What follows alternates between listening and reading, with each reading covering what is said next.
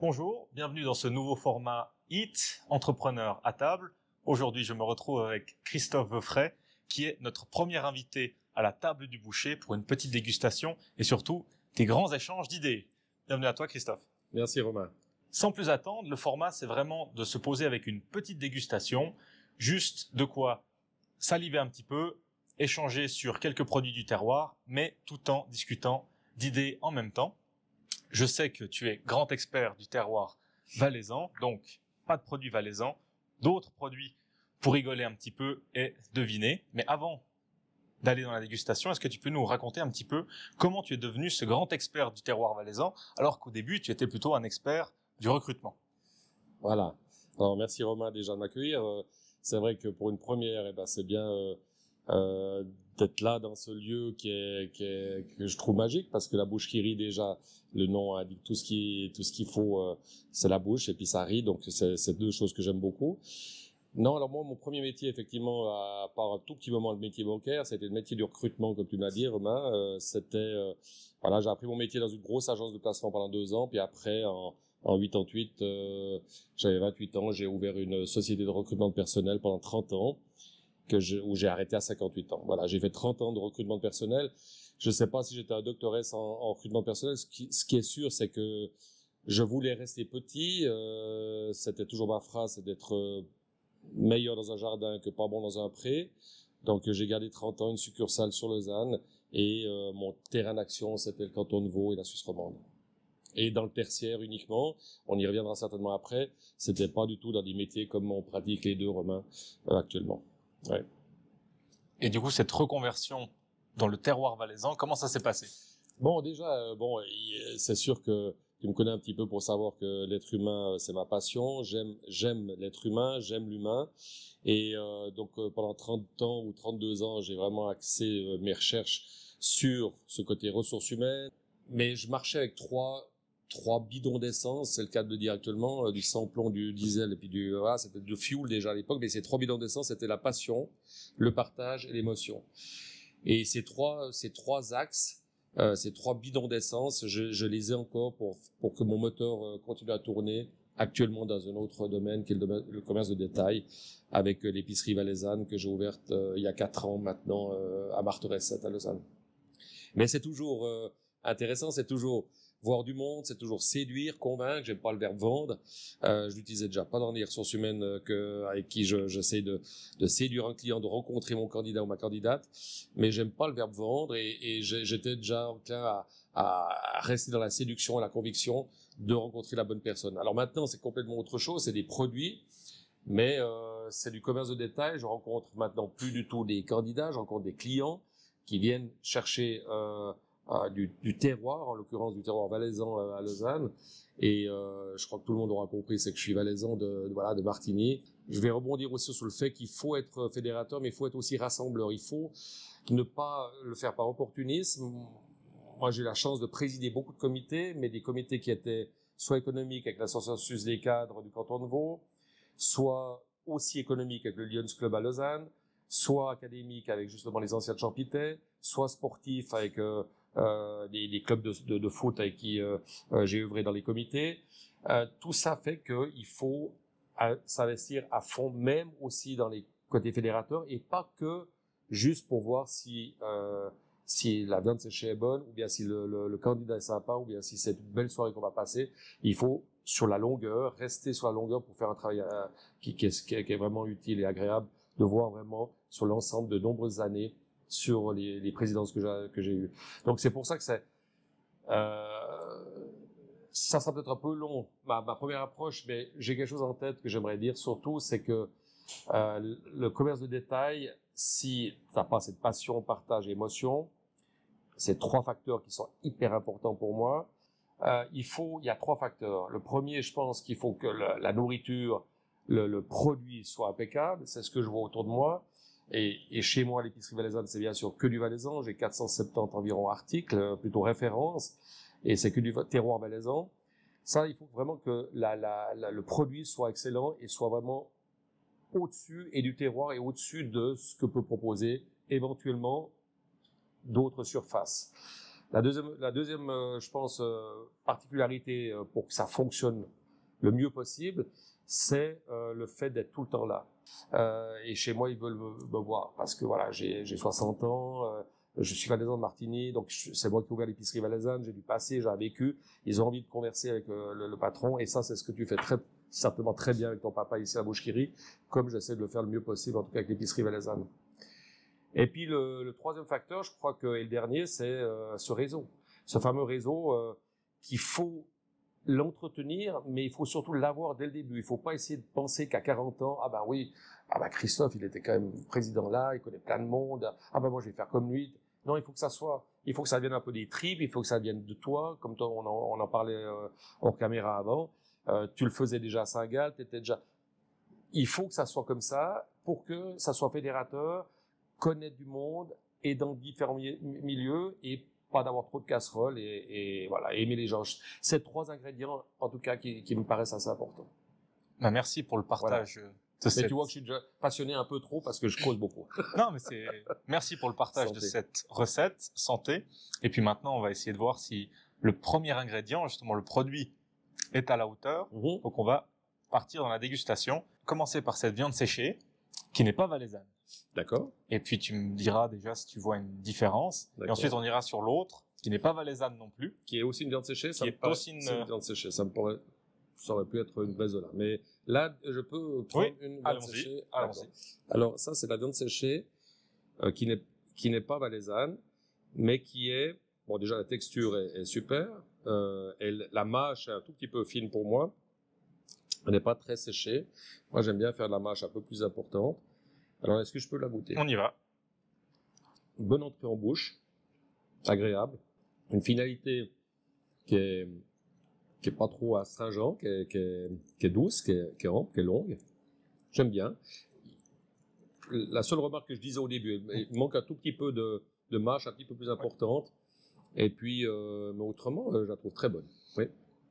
Alors, en fait, c'est une viande séchée vaudoise. Oui. Et puis, ce qui est intéressant pour la clientèle, c'est que c'est vraiment devenu un produit complémentaire parce qu'en fait, c'est moins salé pour les clients. Ouais.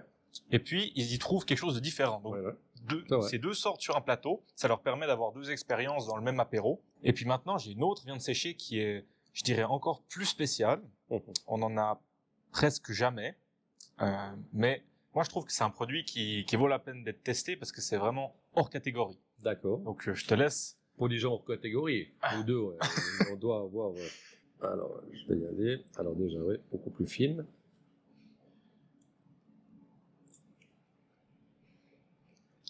On doit être franc. Hein. Ah oui, il faut. Alors, je la trouve extrêmement fade.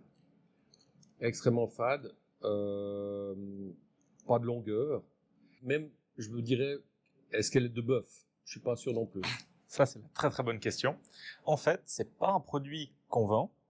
C'est un produit qui est uniquement au menu bœuf wagyu suisse, parce qu'en fait, c'est une viande séchée de bœuf wagyu. C'est quelque chose qui, normalement, ne devrait pas tellement se faire, parce que c'est une viande qui a une texture beaucoup plus fine, qui, comme tu dis, qui n'a pas vraiment de tenue pour ce cas de figure, et surtout, normalement, elle est beaucoup trop grasse. Là, on n'est pas tombé sur un segment qui a le même marbrage que le reste de la bête. D'accord. Mais c'est très juste d'avoir identifié ça. C'est pas un produit qui se prête normalement au séchage, mais on le fait uniquement parce que le menu Wagyu, en fait, il se décline en texture. Ouais. On trouvait sympa d'avoir la planchette apéro avec la texture séchée. C'est là justement tout sauf une viande séchée. Elle est pas assez séchée, elle est pas assez salée, il y a pas assez d'histoire derrière, quoi, et que ça soit dans la bouche ou visuellement, quoi. Je pense que ça serait intéressant de voir cette viande, et je l'en ai déjà mangé, au niveau, voilà, chaud, plat chaud, ça c'est une viande magnifique. Ouais. Parfait. On en reparlera probablement à l'occasion.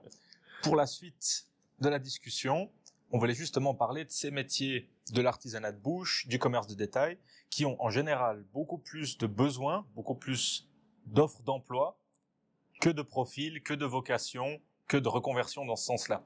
Et puis moi, ce serait un grand plaisir, un grand honneur d'avoir ta perspective et tout ton algorithme, toutes ces rencontres et cet algorithme d'évaluation de profil. Est-ce que tu aurais une petite idée de comment on pourrait redynamiser ces métiers d'un point de vue profil, vocation, etc. Bon, je pense que le savoir-faire, tu l'as, vous l'avez en famille. Moi, je commence à l'avoir un petit peu aussi dans le commerce de détail maintenant depuis 4 ans. Je l'avais bien entendu avant dans le recrutement. Je pense que le savoir-faire, il va rester. Il est toujours agréable aussi pour les gens qui viennent nous rencontrer. Mais je pense que le savoir-être, alors par contre, a beaucoup changé. Je pense que, alors effectivement, il y a le post-Covid et le pré-Covid. Le pré-Covid, on était quand même dans une dynamique qui était différente. C'est-à-dire qu'il y avait des gens qui cherchaient encore de l'emploi dans ces métiers-là, de bouche. C'était encore porteur. Le métier de la restauration, le métier de l'hôtellerie, même le métier vraiment où il y a le contact des gens, les serveurs, les sommeliers, les garçons les maîtres d'hôtel. C'est toujours, mais c'était le savoir-être et ça, c'était vraiment, il était avec le savoir-faire. Mais pour répondre à ta question, je pense que c'est très difficile actuellement de rencontrer des bonnes personnes pour ces métiers de bouche.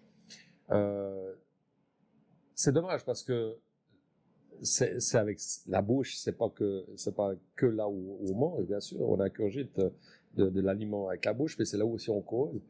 Et je trouve que c'est important parce que ce métier de bouche, il est pas assez connu et on doit le faire mieux connaître. Et c'est justement dans des entreprises comme tu as fait ici, ou comme j'ai essayé de faire aussi à la rue Marteret avec l'Esserie Valaisanne, c'est de faire connaître des gens d'autres choses que le simple produit.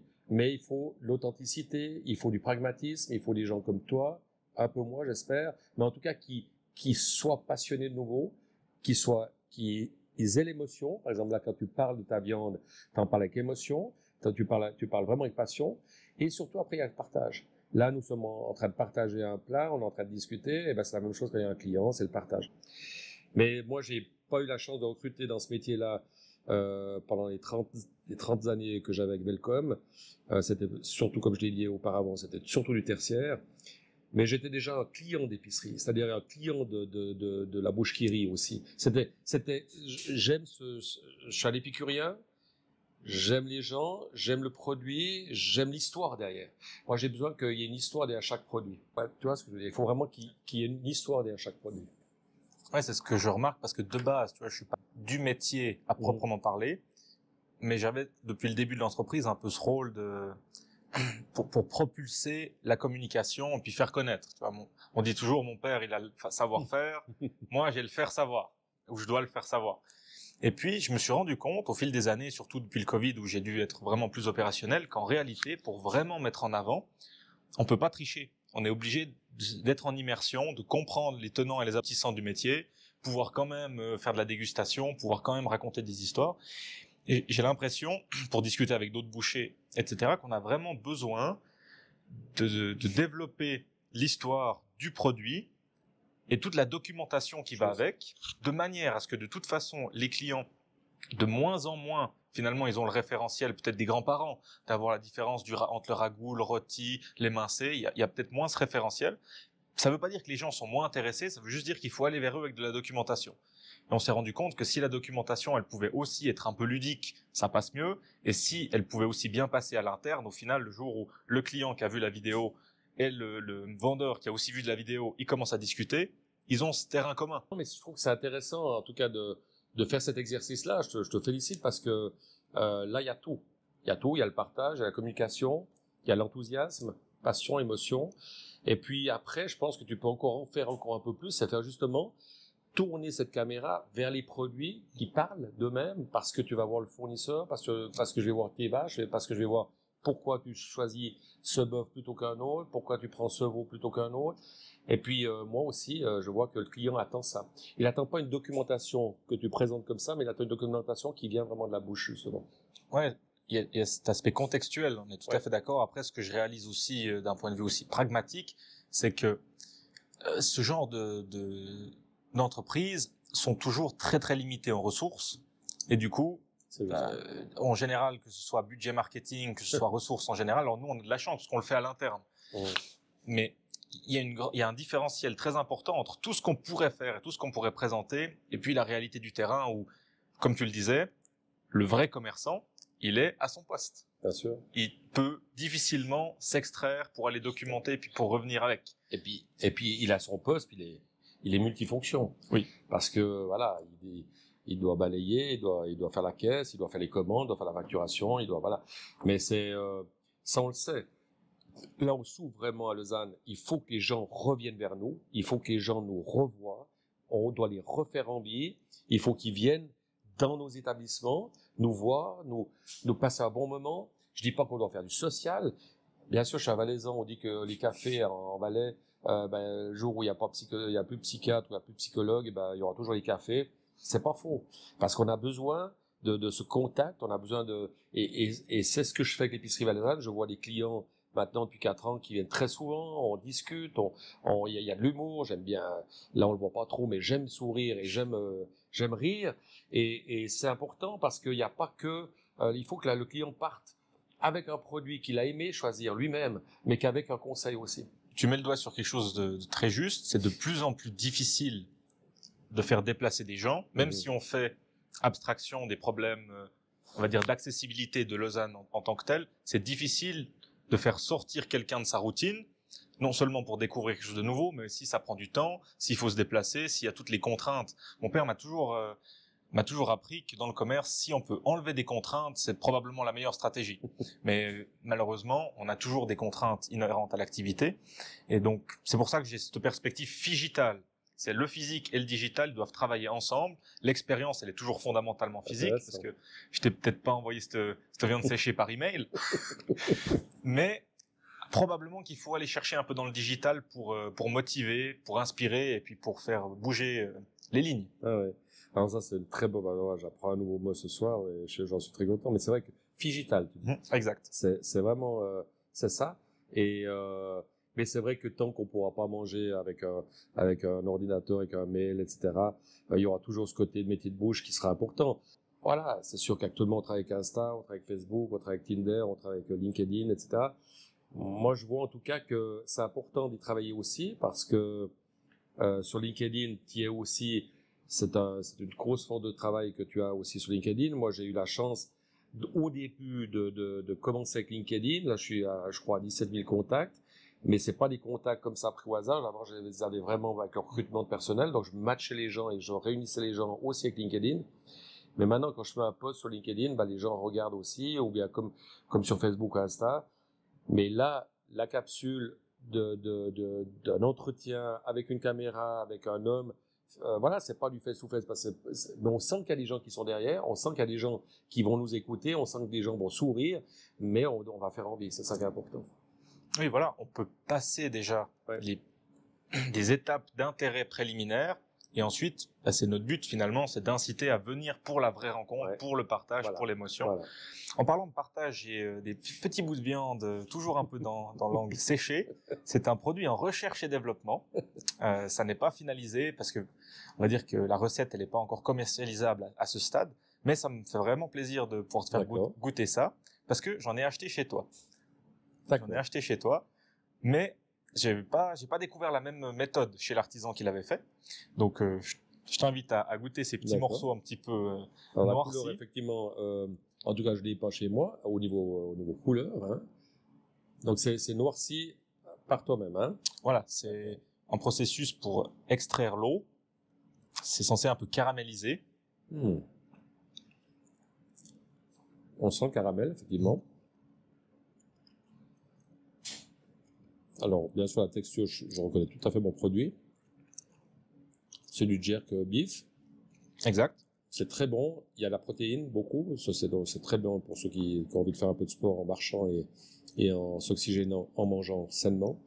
Oui, alors, effectivement, du beef jerk. Alors, de le caraméliser comme ça, c'est formidable, Romain. Bravo. Alors, merci. Honnêtement, c'est pas commercialisable à ce stade pour nous, parce que visuellement, on n'est pas encore bon. Où je trouve vraiment très intéressant, peut-être que je me répète, c'est vraiment le salé sucré. Ouais. Ça, c'est vraiment, et on le sent vraiment dans la bouche. C'est très agréable. Ouais. Top. On va continuer notre recherche et développement. Et puis, j'avais une dernière question pour toi. C'était vraiment l'impact que tu veux avoir sur le monde du commerce de détail, sur l'artisanat de bouche, parce que comme tu l'as dit, tu t'es vraiment fait ce projet comme un projet plaisir. C'était pour, comme tu l'as dit très joliment, ton automne professionnel, tu avais envie de te faire plaisir. Et puis, j'étais curieux de savoir quel était l'impact et puis l'impulsion que tu voulais donner là derrière. Et Romain, écoute, oui, l'automne professionnel, effectivement, parce que quand on a un stage là, on sait qu'on va pas, je vais pas faire en tout cas 30 ans comme j'ai fait avec Velcom et dans les ressources humaines avec mon épicerie valaisanne. Mais je suis à mon deuxième voire troisième entrepreneuriat. J'aime ça, j'aime créer des choses.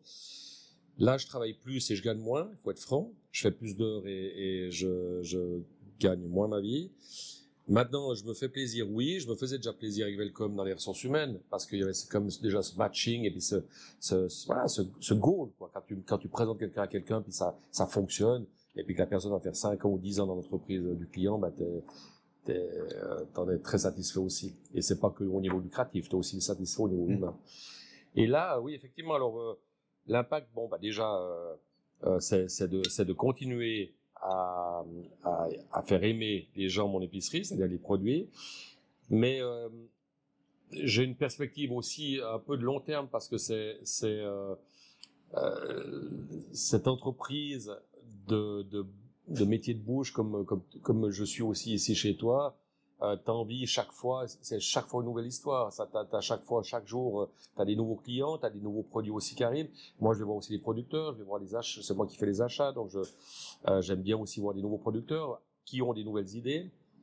Et puis bon, et puis on doit faire un peu le dos rond actuellement avec ce qui s'est passé, avec le Covid. On va pas parler de ce qui se passe ailleurs, mais c'est vrai que ça peut être aussi un petit impact. Moi, j'ai surtout envie que les gens ressortent, les gens reviennent chez nous, reviennent se faire séduire chez nous, et puis aimer nos produits. Maintenant, je crois qu'il faut travailler le mieux possible avec les armes qu'on a actuellement, c'est-à-dire toi, ton savoir-faire, ton faire savoir que tu parlais, c'est très bien, c'est une très bonne idée aussi. Et puis chez moi, c'est la même chose, c'est mon savoir-faire, mon savoir-être. C'est aussi peut-être d'apporter ça va pas être Grand Saint-Bernard, mais le Grand Saint-Bernard, c'est aussi en Valais, donc j'ai le droit de l'être aussi un petit peu. C'est d'apporter un peu de joie aussi aux gens sans que ça passe toujours par le ventre, quoi. Voilà. Ouais, merci pour le partage de ta vision. D'un point de vue purement, justement, faire savoir, moi, ce que j'ai trouvé vraiment intéressant, c'est que tes dernières 4 années ont vraiment prouvé que si tu as ton identité, t'as mis ta règle du terroir valaisan, c'est assez impressionnant que on peut vraiment construire quelque chose sur quelque chose qui peut paraître fermé, mais en réalité, tu t'ouvres grâce à la restriction que tu t'es imposée. Et ça donne justement l'identité. Et puis après, c'est vrai qu'en stratégie, finalement, l'identité, c'est la différenciation, c'est la survie. Donc j'ai trouvé vraiment super comme ça. Ça me fait très plaisir, Robin. Puis c'est vrai que l'épicerie valaisanne, le mot qui est assez sympathique de mes amis vaudois me disent si on ouvre une épicerie vaudoise à Sion, on n'est pas sûr que ça fonctionne. Je crois que tout le monde aime le Valais, même ceux qui aiment pas le Valais. Je crois qu'il y a toujours une histoire avec le Valais. Je suis content en tout cas de l'évolution des 4 ans, en espérant que, comme dirait un ami célèbre du côté de Martigny, que Dieu me laisse la santé, le reste je m'en occupe. Très joliment dit. Pour finir sur la santé, on va attaquer ce petit pâté, c'est la version mini. Et puis ça, c'est un partenariat avec notre partenaire Nessie, le boulanger, pâtissier, confiseur Nessie à la Salle. Et puis on s'est dit, on va lui demander de mettre les mini pâtés en croûte parce que c'est du côté de la pâte, c'est son savoir-faire. Et puis nous, on fait notre petit mélange de farce au jambon. Du coup, ça fait un mini pâté au jambon. D'accord.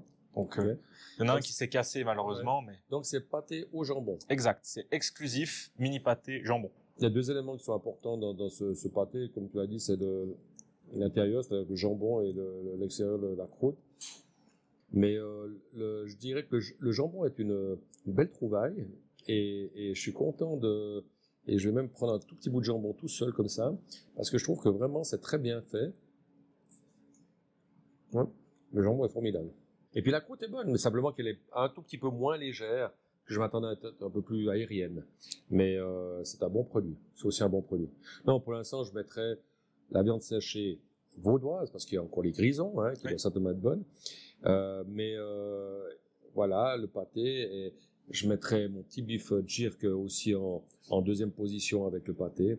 Et puis en troisième, vraiment, en dernière position, cette viande séchée, mais c'était je pense, un petit clin d'œil pour montrer que on pouvait faire d'autres choses avec ce produit-là. Oui, exact. Nous, ce qui nous intéresse vraiment, c'est de le décliner sous forme de texture, parce que, comme on en parlait, pour bien valoriser des aliments qui sont au départ des animaux, il faut pouvoir faire aimer tout l'animal. Et puis le problème du Wagyu, c'est qu'il a cette identité assez élitiste sur l'entrecôte, sur les morceaux nobles, qui sont magnifiques, qui ont leur raison d'être, mais qu'est-ce qu'on fait du reste de la bête? Donc ça m'a fait plaisir de déguster tout ça avec toi. Je te remercie. Vraiment, Romain, c'est une planchette qui est différente, bien sûr, parce que c'est tous les produits à part le petit beef jerky que j'ai reconnu, mais autrement, c'est des produits que je n'ai pas chez moi, où je les ai, mais d'une autre déclinaison.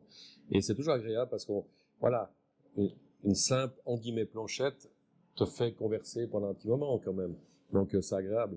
Mais, j'espère que les gens auront salivé et qui auront envie d'être avec leurs mains comme ça pour venir, si je peux chercher quelque chose, eh ben, ils viendront soit à la boucherie, soit à l'épicerie Valaisanne, mais ça nous fait plaisir en tout cas d'avoir pu faire cet exercice-là les deux. Je trouve que c'est très intéressant. Écoute, voilà, on pourrait parler des heures, hein, Robin. Mais oui, alors avant de clore, où est-ce qu'on peut te trouver, que ce soit dans le physique comme dans le digital?